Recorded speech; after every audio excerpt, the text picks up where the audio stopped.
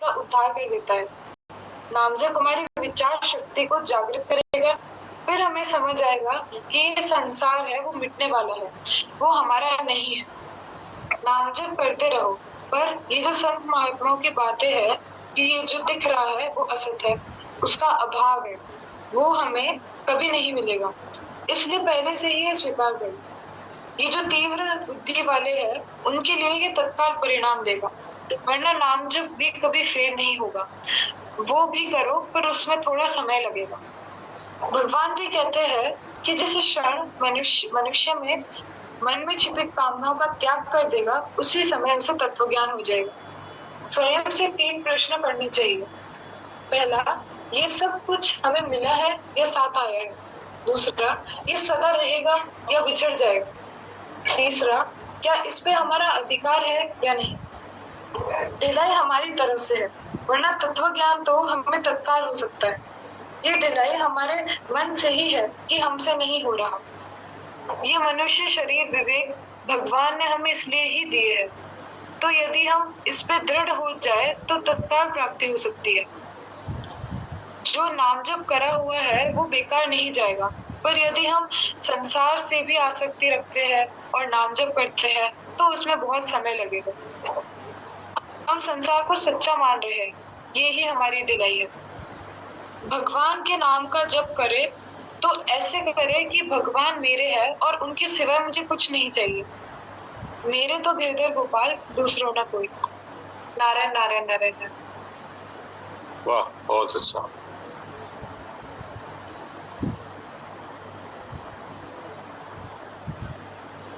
तो हम कहानी सुना देंगे। कौन सुनाएंगे आज?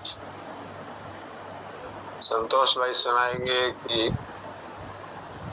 रामनारायण जी सुनाएंगे कि कौन सुनाएगा कहानी? संतोष भाई सुनाइए,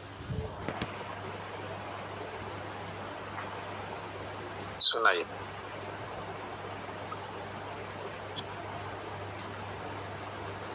राम राम, प्रणाम जी साहब। राम राम। एक राजा को बोध हो गया, यानी तत्व ज्ञान हो गया। उसने राज दरबार में अपने मंत्रियों से पूछा कि किसी को कोई दुर्लभ वस्तु मिल जाए तो वह क्या करे। किसी मंत्री ने कहा कि उसको छिपाकर रखना चाहिए, किसी ने कहा कि उसको सुरक्षित रखना चाहिए, किसी ने कहा कि तिजोरी में बंद कर देना चाहिए, आदि आदि। राजा को किसी मंत्री के उत्तर पर संतोष नहीं हुआ। उसने अपने राज्य में ढिंढोरा पिटवाया कि कोई जानता हो तो मेरी इस बात को उत्तर दे। राज्य के अनेक व्यक्ति आए और उन्होंने अपनी अपनी बात राजा के सामने रखी, पर राजा को संतोषजनक उत्तर नहीं मिला। उसके राज्य में एक बनिया रहता था, उसको भी बोध हो चुका था। उसने राजपुरुषों के द्वारा राजा को कहलवाया कि किसी को कोई दुर्लभ वस्तु मिल जाए तो वह हल्ला नहीं करे, चुप रहे। राजा ने यह बात सुनी तो उसको बड़ा संतोष हुआ कि बनिया बात ठीक कहता है। राजा ने कहा कि हम खुद उससे मिलने जाएंगे। बनिए के पास समाचार पहुंचाया कि अमुक समय राजा आपसे मिलने के लिए पधार रहे हैं। नियत समय पर राजा उस बनिए के घर पहुंचे। साधारण सा घर था।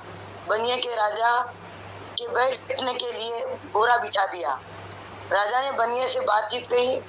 फिर राजा ने बनिए से कहा कि तुम कुछ भी मांगो, मैं देने को तैयार हूँ। बनिए ने कहा, अब आगे से बिना बुलाए आप आना मत और मिलने के लिए मेरे को बुलाना मत। राजा ने सोचा था कि अधिक से अधिक ये राज्य मांग लेगा, इससे अधिक और क्या मांगेगा। पर जब बनिए के मुख से ये बात सुनी तो राजा को बड़ा आश्चर्य हुआ।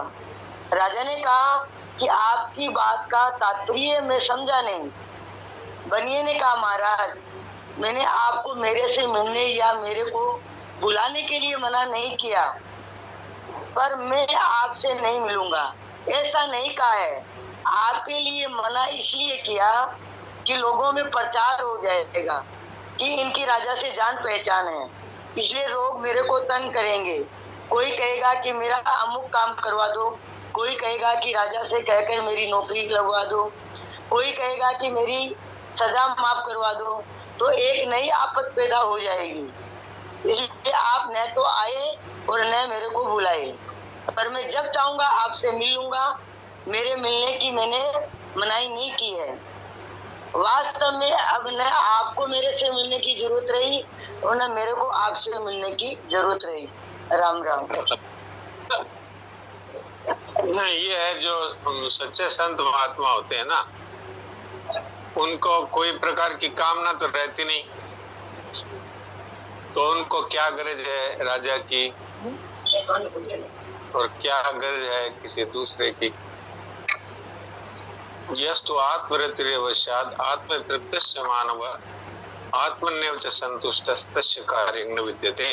भगवान गीता में कहते हैं, जिनको अपने आत्मा में ही प्रेम है, जिनको अपने आत्मा में ही संतुष्टि है, जो आत्मा में ही तृप्त हैं, उनके लिए कोई भी कर्तव्य बाकी नहीं है। तो इसलिए उनको न तो किसी से कोई स्वार्थ का संबंध है, न किसी से कुछ मांगना है, न किसी से कुछ लेना है। तो इसलिए उनको कोई फर्क पड़ता नहीं कि राजा उनसे मिलने आया है, कि मैं राजा के पास जाऊं, कि कोई काम मेरा निकले, कि कोई काम किसी का कराऊं।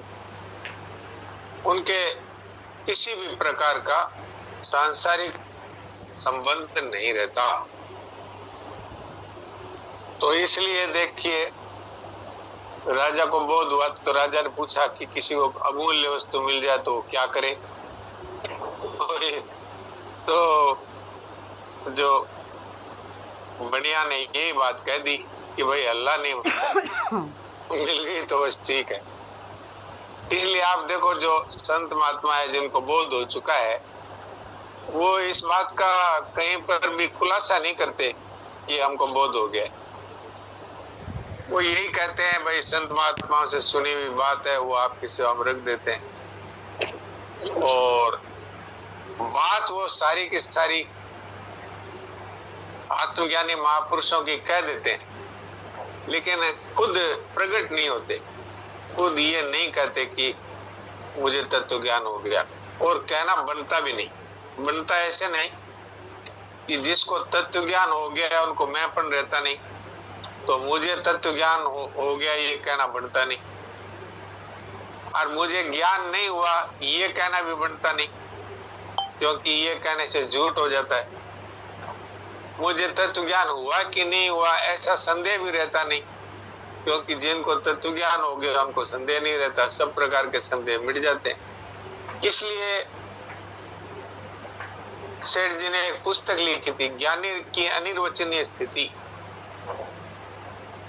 ज्ञानी है, उसकी अनिर्वचनीय स्थिति होती है। वो न तो अपने आप को प्रकट करता है और न ही वो ये कहता है कि मुझे तत्व ज्ञान नहीं हुआ, न वो ये कहता है मुझे तत्व ज्ञान हो गया, और न उसको ये संदेह रहता है कि तत्व ज्ञान हुआ कि नहीं हुआ।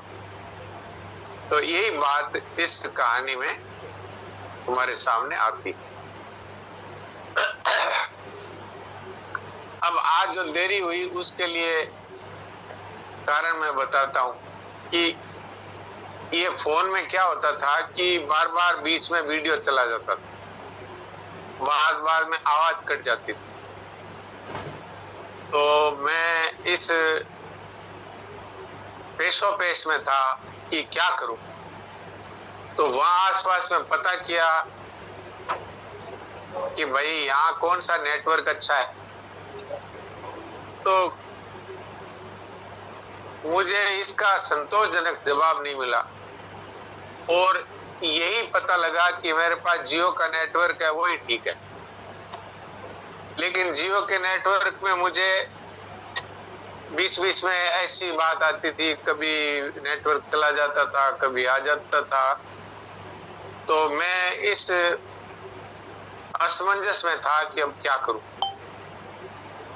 कभी सोचता था अभी एक नया वाईफाई लगवा ले, उसका महीने का जो खर्चा आएगा वो दे देंगे, उससे चलाएंगे। कभी सोचता था ब्रॉडबैंड लगवा ले, उससे चलाएंगे। कभी सोचता था दूसरा सिम बदल ले। इसी बीच में मेरे से मिलने के लिए और मेरे परिवार का एक सदस्य आ गया। उसके पास 5G फोन था। तो उसने कहा यहाँ तो 5G बहुत अच्छा चल रहा है मेरा। तो मैंने कहा अच्छा, यहाँ 5G चलता है? बोलते हाँ, यहाँ 5G बहुत अच्छा चल रहा है। तो मैंने तत्काल ही ये कहा कि फिर मुझे ये फोन हटा करके 5G लेना है। अब मैंने ये जो लगा रखा है ये 5G फोन है। आज देखो एक बार भी न तो कोई आवाज कटी न कोई वीडियो कटा, और बहुत स्पष्ट चित्र आ रहे हैं। आपको कैसा लगा? स्पष्ट आ रहे हैं। तो ये मैंने 5G फोन खरीदा आज ही। अब खरीद तो लिया, लेकिन मेरे सारे फीचर्स तो पुराने फोन में थे। वो अभी थोड़ी देर पहले ये फोन आया तो मैंने कहा भाई अब जितने इसमें हैं सब सामान अब इसमें डालो। तो मेरे घर में 2 जने ऐसे हैं जो इस चीज को जानते हैं।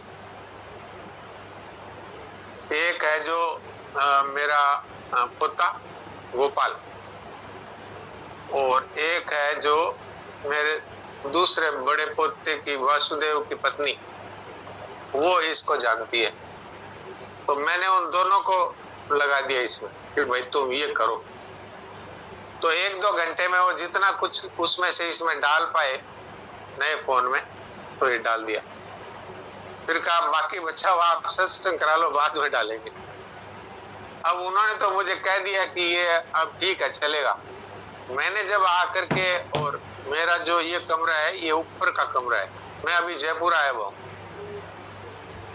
तो और मेरा जो कार्य क्षेत्र है वो है यहाँ से 5 घंटे दूरी पर बाई बस या बाई रेल। तो वहां से यहाँ आ गया। अब यहाँ ये 5G नेटवर्क है इसलिए ये चल गया, लेकिन अब नया सेटिंग था इसलिए मैंने इसमें मेरी तरफ से तो लगा दिया जो, लेकिन अब मैं अकेला ही इसमें बस हूँ, बाकी कोई जुड़ ही नहीं रहा है। इतने में जयेश भाई का फोन आया कि क्या हुआ। उन्होंने कहा भाई फोन नया लिया है। तो इसमें मैं तो अपनी तरफ से मैंने फोन कर दिया इसको टाइम पे, लेकिन इसमें तो मैं अकेला ही दिख रहा हूँ, कोई नहीं जुड़ रहा है। तो उन्होंने कहा आप ऐसा करो, जो मैं सत्संग ग्रुप में लिंक भेजता हूँ उस लिंक से आप खोल लो इसको। तो मैंने वो किया तो खुल गया। तो आज तो किसी तरह भगवान ने ऐसी व्यवस्था करी जिससे आप लोगों के साथ मुलाकात हो गई।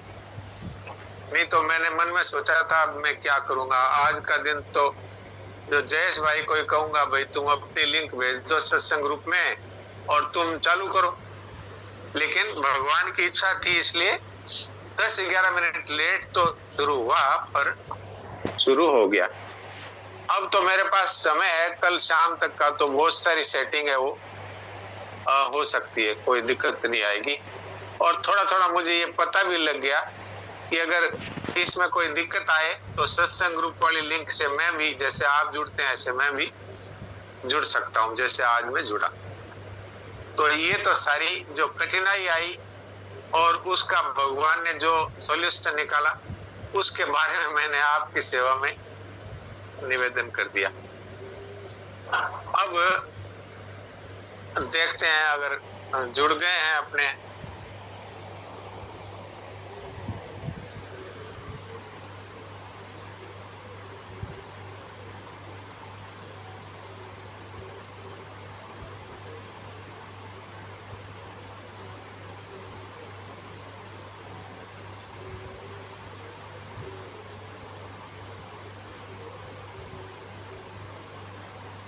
अब देखता हूं यदि सब लोग इसमें वो जुड़ गए क्या, वो देखना है मुझे। देव की जी जुड़े क्या? अभी विजय देव की तो मुझे नहीं दिख रहे।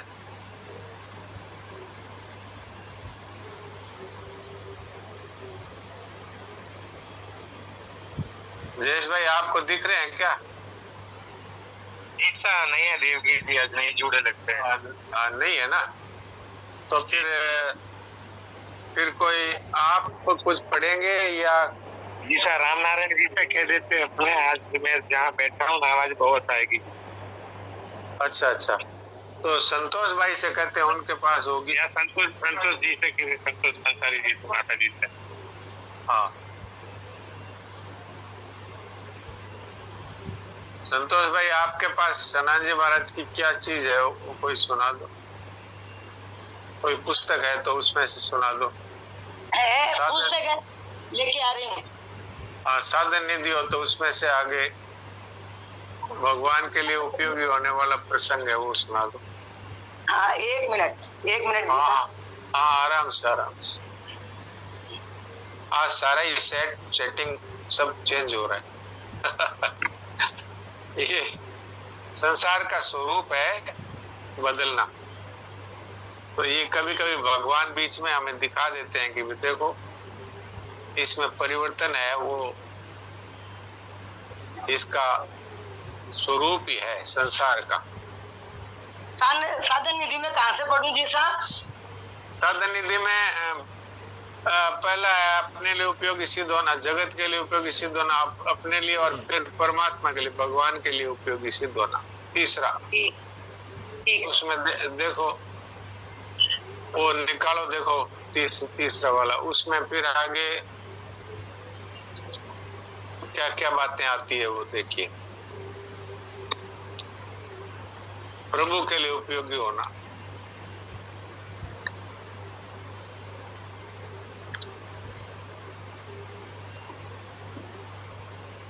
राम राम। राम जीवन को प्रभु के लिए उपयोगी बनाने के उपाय ये। हाँ, ये राम राम। पहला, सुने हुए प्रभु की सत्ता स्वीकार करना। हाँ जी, ये हमें बहुत अच्छा लगता है, सुने हुए प्रभु की सत्ता स्वीकार करना। जी श्रद्धा एवं विश्वास करना। जी, आत्मीयता का संबंध स्वीकार करना। हाँ जी, हाँ जी, अब उपसहार। हाँ तीनों खंडों के प्रत्येक व्रत की विस्तृत व्याख्या की गई है, जी जिससे उनके पालन की अनिवार्यता, व्यवहारिकता स्पष्ट रूप से मालूम हो जाए। जी, इन्हीं व्रतों को साधन निधि के नाम से कहा गया है। जी, वस्तुतः ये व्रत सभी साधकों के लिए सभी साधनों के निचोड़ के रूप में प्रस्तुत है, जी, जो सभी के जीवन को सभी के लिए उपयोगी बनाने में समर्थ है। जी, कभी कभी साधक अपने जीवन के लक्ष्य को ही निर्धारित करने में कठिनाई अनुभव करने लगता है, हाँ, क्योंकि लक्ष्य की आपूर्ति की दशा में लक्ष्य पूर्ति के जीवन का अनुभव तो होता नहीं। अपनी मांग के आधार पर लक्ष्य को बिना देखे, बिना अनुभव किए स्वीकार करना पड़ता है। जी, दुखी के लिए दुख की निवृत्ति, अशांत के लिए शांति, पराधीनता के लिए स्वाधीनता, बद्ध के लिए मुक्ति और नीरस के लिए प्रभु प्रेम की सरसता समान रूप से अनजान तत्व रहते हैं। उस दशा में कोई साधक यदि उलझन में पड़ा हो कि मानव जीवन के लक्ष्य के रूप में किस तत्व को स्वीकार करना चाहिए, तो साधन निधि, राम राम, आवाज आ रही है? हाँ, अरे तो साधन निधि उसका स्पष्ट मार्गदर्शन करा सकती है। जी, एक वाक्य, जीवन अनुपयोगी न रहे अर्थात सभी के लिए उपयोगी हो जाए, लक्ष्य के रूप में स्वीकार कर लेना पर्याप्त हो जाता है। इस लक्ष्य को दृष्टि में रखकर जिस साधन निधि से संपन्न होने की अनिवार्यता बताई गई है, उसके व्रतों को अपनाने के बाद साधक अपने कल्याण एवं सुंदर समाज के निर्माण में समर्थ होता है। अपने कल्याण के रूप में उसका अहम अभिमान से शून्य एवं हृदय प्रेम से परिपूर्ण होकर कृतकृत्य हो जाएगा। इस प्रकार के विकसित जीवन से सेवा के द्वारा सुंदर समाज का निर्माण स्वतः होने लगता है। सारांश यह है कि सेवा, त्याग और प्रेम जो मानव जीवन का सुंदरतम चित्र है, उसका ये मूर्तिमान प्रतीक हो जाएगा। अच्छा, ये उपसंहार है। ये उपसंहार पूरा हो गया। ये तो हो गया, आगे साधन नीति के बारे में हो रहा है। ये उपसंहार हो गया। भगवान के लिए उपयोगी सिद्ध होना में जो 3 बातें थी उनको अलग अलग से बताया हुआ होगा। हाँ जी, नहीं अभी पूरा नहीं हुआ है। अच्छा, आगे साधन बढ़ू आगे और। हाँ, जैसे पहला था कि परमात्मा में आस्था करना, तो उसका विस्तार कहाँ पर दिया है? उसका विस्तार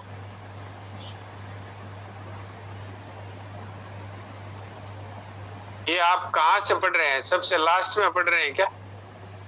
नहीं, मैं तो शुरू से पढ़ रही हूँ। आपने शुरुआत में बताया नहीं कि जीवन के प्रभु का उपयोगी। अच्छा, आगे होगा, मैं देख रही हूँ पीछे। मैंने पीछे से नहीं पढ़ा जी साहब। प्रभु के लिए उपयोगी होना, ये पढ़ूं क्या? हाँ, प्रभु के लिए उपयोगी होना।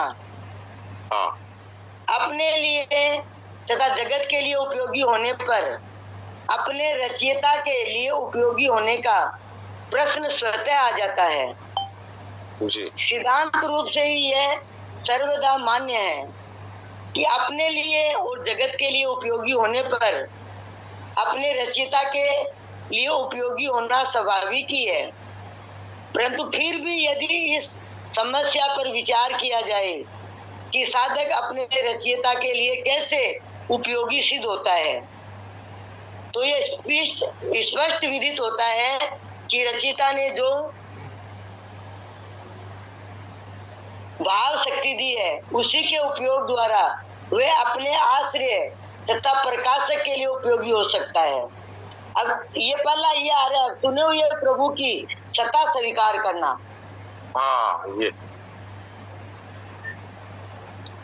भाषित होने वाले मैं और प्रतीत होने वाले जगत का कोई आश्रय तथा प्रकाशक है, उसमें अविचल आस्था करना अनिवार्य है। वह कैसा है, कहाँ है, क्या करता है, यह जानना आवश्यक नहीं है, पर उसे स्वीकार करना अत्यंत आवश्यक है। ये खास बात है। कोई भी उत्पत्ति बिना उसके सिद्ध नहीं होती। जिसका आश्रय अनुत्पन्न अर्थात अविनाशी न हो, जो सदैव मौजूद है, उसी में सभी की उत्पत्ति, स्थिति तथा लय हो सकता है। उसे उत्पन्न हुए इंद्रिय, मन, बुद्धि आदि के द्वारा भले ही विषय न किया हो, परंतु भाव शक्ति के द्वारा उसे स्वीकार करना अनिवार्य है। हाँ, ये बात है। परमात्मा का तो कोई मन, बुद्धि, इंद्रियों के द्वारा नहीं जान सकता, नहीं देख सकता, पर स्वीकार कर सकता है कि भाई प्रत्येक उत्पत्ति के पीछे जो है अनुत्पन्न तत्व होता है। से संसार उत्पन्न हुआ है तो इसके पीछे अनुत्पन्न तत्व है। वो अनुत्पन्न तत्व है, वही परमात्मा है और वो सदा मौजूद है। परमात्मा कहते ही उसे हैं जो कभी उत्पन्न नहीं होते और कभी जिनका नाश नहीं होता, और जो सदैव सब जगह सब समय मौजूद रहते हैं। तो इसलिए उन परमात्मा की प्राप्ति के लिए भविष्य की कल्पना करना, ये अपने आप को धोखा देना है। ये है मूल बात। तो बात यह है कि परमात्मा है, इस पर अगर हम विशेषता से अगर इसके ऊपर हम विश्वास कर लें तो फिर बाकी सब चीजें हैं वो अपने आप होती है, क्योंकि पहले सत्ता पर विश्वास होता है कि परमात्मा है, फिर उनकी महत्ता कि वो सर्वसमर्थ है, वो सर्वत्र मौजूद है, वो सदैव हैं, वो हमारे हैं, वो हमारे में है, अभी है, और बिना हेतु के कृपा करने वाले हैं। ये सारी बातें इसके बाद में आती है। तो इसलिए उन परमात्मा की शरण हो जाएं हम सभी। आज का समय अब समाप्त हो रहा है, इसलिए थोड़ी देर के लिए सब चिंतन रहित होकर के बैठ जाएं।